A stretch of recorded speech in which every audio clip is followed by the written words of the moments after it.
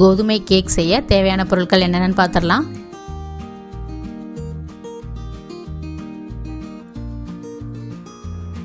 கோதுமை மாவு 1.5 கப், மண்டை வெல்லம் 1 கப், பால் 1/4 கப், எண்ணெய் 1/4 cup, baking soda 1/2 teaspoon, baking powder 1 teaspoon, vanilla essence 1 teaspoon, duty Frooti 2 teaspoon.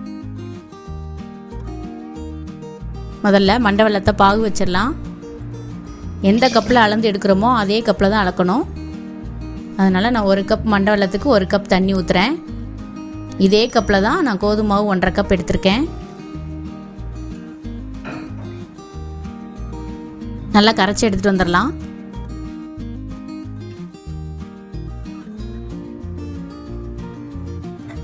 அடுப்பில் வச்சுட்டேன், கரையட்டும். கரைஞ்சதுக்கப்புறம் நல்லா ஆற வச்சு வடிகட்டி எடுத்துகிட்டு தான் நம்ம கேக் செய்யணும். பாருங்கள், நல்லா கரைஞ்சிருச்சு. அடுப்பை ஆஃப் பண்ணிட்டேன். நல்லா ஆறட்டும்.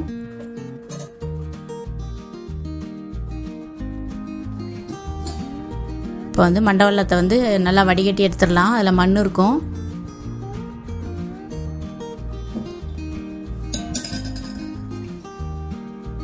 இப்போ எப்படி மிக்ஸ் பண்ணுறதுன்னு பார்க்கலாம்.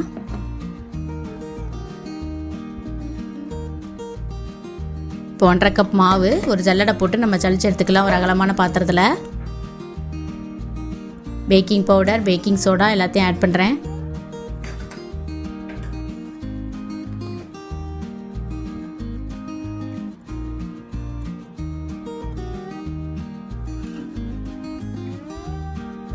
நல்லா ஜலிச்சு எடுத்துட்டேன். இப்போ வெண்ணிலா எசன்ஸ் ஊற்றுறேன்.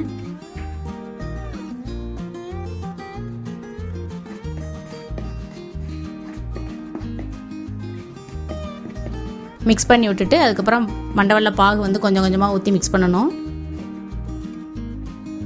இந்த அளவு கரெக்டாக இருக்கும். கட்டி இல்லாமல் ஒன்று போல் மிக்ஸ் பண்ணணும். இப்போ எல்லாத்தையுமே ஊற்றிட்டேன்.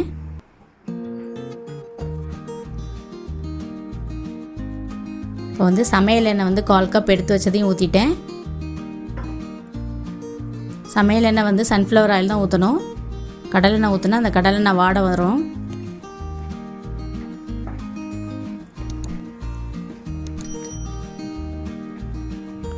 வீட்டில் வெண்ணிலா எசன்ஸ் இல்லை அப்படின்னா நம்ம ஏலக்காய் பவுடரே யூஸ் பண்ணிக்கலாம்.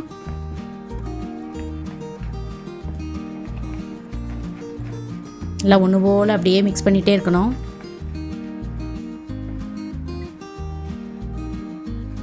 மேக்ஸிமம் ஒரு சைடே யூஸ் பண்ணுங்கள். ஒரே ரவுண்ட்லேயே அப்படியே மாவை மிக்ஸ் பண்ணணும் கேக்குக்கு. இப்போ கொஞ்சம் போல் டியூட்டி ஃப்ரூட்டியே ஆட் பண்ணிட்டேன். மேலே தூவுறதுக்கு கொஞ்சம் எடுத்து வச்சுட்டேன். கடைசியாக 1/4 கப் பால் ஊற்றிருக்கேன்.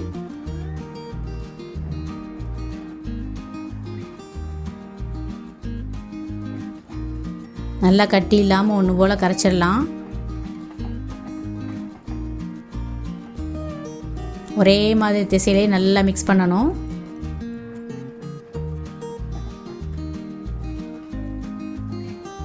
கரெக்டாக இருக்கும். இந்த பதம் கரெக்டாக இருக்கும். மிக்ஸ் பண்ணியாச்சு. இப்போ ஒரு கேக் பேனில் நான் 1 டீஸ்பூன் நெய் ஊற்றி தடவிக்க போகிறேன்.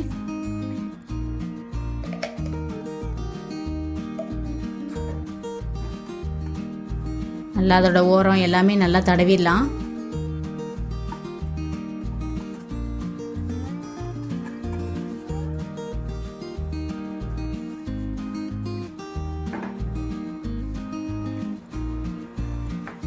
கோதுமை மாவை கொஞ்சம் எடுத்து மேலே அப்படியே தூவி விடணும். அப்போ தான் கேக் ஒட்டாமல் வரும்.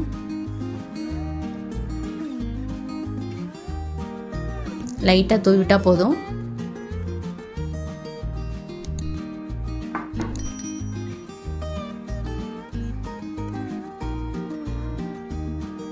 இப்போ நம்ம மிக்ஸ் பண்ணி வச்சதை அதில் ஆட் பண்ணிடலாம்.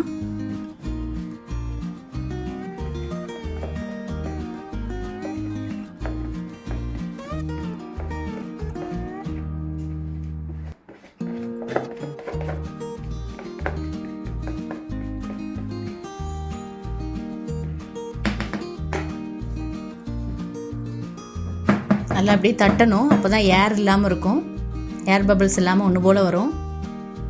அதுக்கப்புறமா மேலே வந்து டியூட்டி ஃப்ரூட்டி 2 கலரையும் எடுத்து வச்சுருக்கேன் இல்லையா, அதை தூவி விடுறேன்.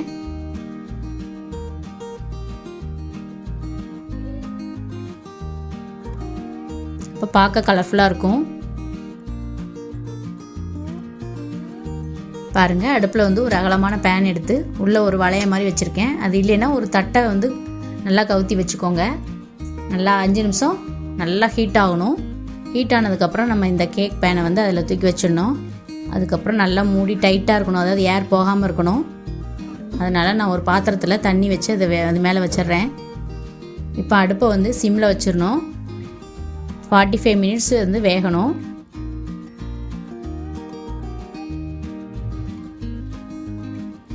இப்போ பாருங்கள், தண்ணியை எடுத்துகிட்டு நான் பார்க்க போகிறேன். 45 மினிட்ஸ் ஆயிடுச்சு.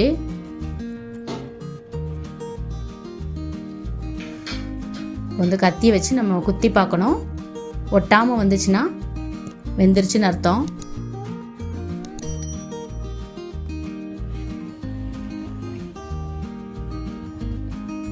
பாருங்கள், ஒட்டுது. இன்னும் ஒரு 5 நிமிஷம் மூடி வச்சிடலாம், வேகட்டும். அதே மாதிரி தண்ணியை தூக்கி வச்சிட்டோம்னா நல்லா ஏர் போகாமல் வெந்துடும்.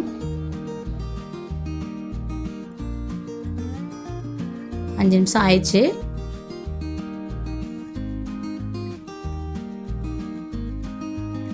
பாருங்கள், நல்லா வெந்திருக்கும்.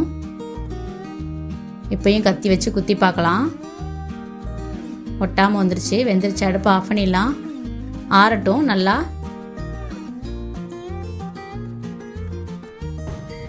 நல்லா ஆறுனதுக்கப்புறமா நம்ம ஓரத்தை எல்லாத்தையும் கட் பண்ணிவிட்டு எடுத்து விட்டுட்டு அப்படியே கவுத்திடலாம் தட்டில். அழகாக வந்துடும் கேக்கு.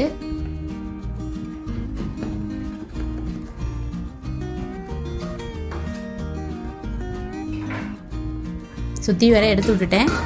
இப்போ தட்டை கவுத்திட்டு அதுக்கப்புறம் நம்ம அதில் கவுத்தி எடுத்துடலாம். பாருங்கள், கேக் அழகாக வந்துருச்சு. அதுக்கப்புறமா நம்ம கட் பண்ணிக்கலாம். திருப்பி விட்டுட்டு நம்ம கட் பண்ணி எடுத்துக்கலாம். ஆறுனோடனே வெட்டினா தான் இந்த மாதிரி அழகாக வரும். ரெடி ஆயிடுச்சு கேக்கு.